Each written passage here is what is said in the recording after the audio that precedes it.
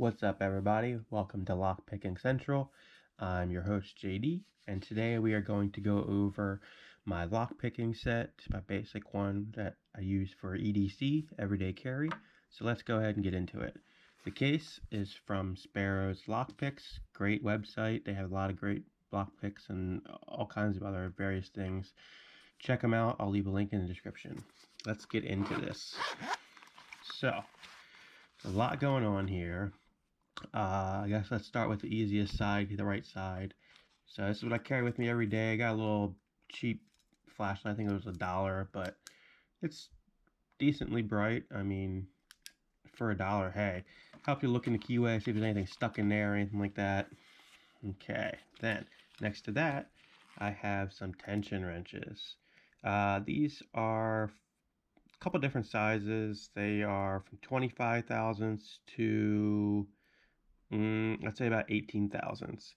And these, once you put them in the keyway, they're a little bit different than your average like Z-bar or something like that. You put them in like this, and this gives you a flat area to tension with. So let's put both of these aside. We'll take a look at that in a little more detail once we get everything out. Okay, next to that, we have some Z-bars. Again, these are about the same thing. I think they got 25,000 stick on this guy, and then it goes down to a little bit thicker from there, or a little bit thinner from there. So you have a long side and a short side, depending on how wide the keyway is and how far back you want to go. So that's that. Next, I guess let's go over to this pocket. This side, I keep the tools I use the most. So let's start here. We have a medium pick in 25 thousandths.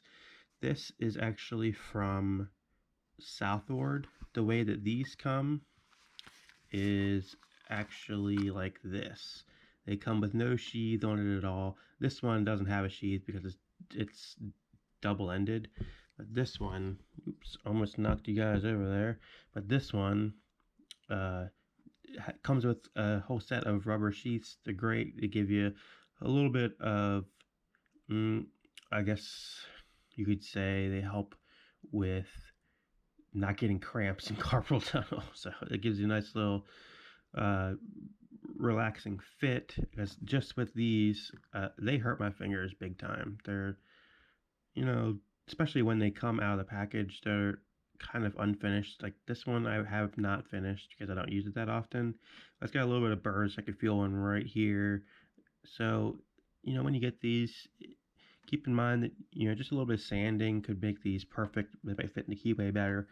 But anyway, so we got a medium pick from Southward in my EDC. Next to that is my, I guess they call this a diamond pick. It's also 25 thousandths. This surprisingly comes in handy when I have a pretty open keyway. This is kind of a bigger half diamond than the one I usually use, but sometimes you have a little bigger keyway, so you can fit this in there. And next to that, also from Southward, is my city rake. They call this a rake, but it's not really a rake. You don't put this one in and out. You push it in, and then you kind of rock it back and forth. This is my city rake from Southward. Again, has the rubber handle, helps a lot. And then next to that is one of my favorite tools that I use surprisingly very often. Is a lot of people call this the snake. This is a rake. You put this into the keyway, and then what I usually do is I either go down or up and pull it out quickly. It's called a zip attack. So you put it in there, pop, and a lot of times this little guy right here is just perfect for pushing those key pins up just enough to get those driver pins out of the way. Again, Southward has that nice rubber sheath. And then these two are actually ones that came with this case. So these two guys are from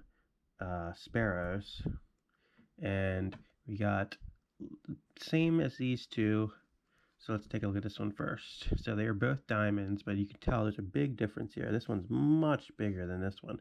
So this one fits into smaller keyways. And I'm pretty sure this one is 25 thousandths and this one is 20 thousandths. So we have that. So let's put that next to that one. And then this is a hook. This is a medium hook. This is kind of a longer hook. Different shape, you can tell. Again, this one's much thicker than this one. So it all depends on the size of your keyway and what you are trying to pick into. So then we may as well get this one since, you know, this one, Tari took this one out. So this one side of it has a double-sided rake, and you could also flip it over and have a single rake. And then this side is kind of similar to this tool in the half diamond, but again, a little bit different. It depends on the keyway. There's so many differences with your picks here. It just depends on the keyway, what works, what doesn't. You got to figure that out yourself. All right, so lay that down. Next, we are going to go here. This guy, again from Southward, is, if anyone knows what this is, leave in the comments. 3, 2, 1. Any guesses? That's right. This is a key removal, broken key removal. So I'm sure you could probably use this for something else. It's pretty thin, but it's actually pretty strong for how thin it is. You just stick this in there, and if it's a broken piece of key or a twig or something, you usually get it out with this. This works pretty well for that.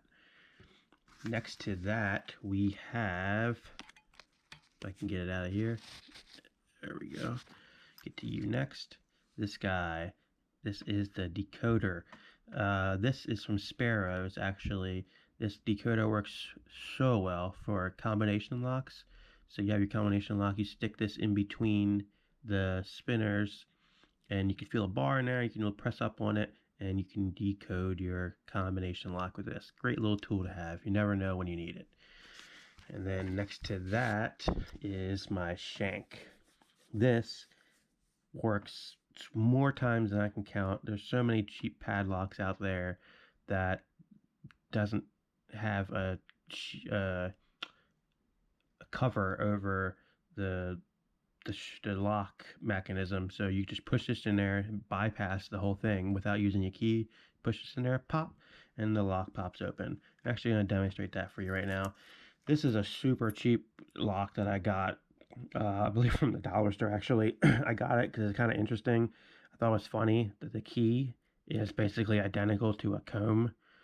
I was like, wow, this is a super cheaply made lock. But anyway, so shank. Put this guy in here. Let's try to make a better view for you here. Put this guy in here, and come on now. Usually takes me 2 seconds. Now you're making me look bad.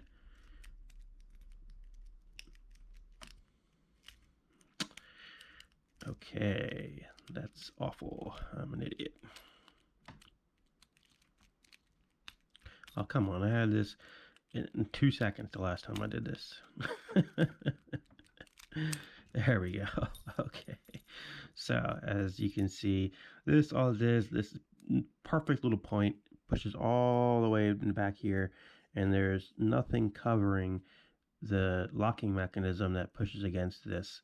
So you can just push onto that, and it usually allows you to slide it just enough to unlock this. You'd be surprised, this works often, way more often than you think. So let's get rid of this piece of junk. Goodbye.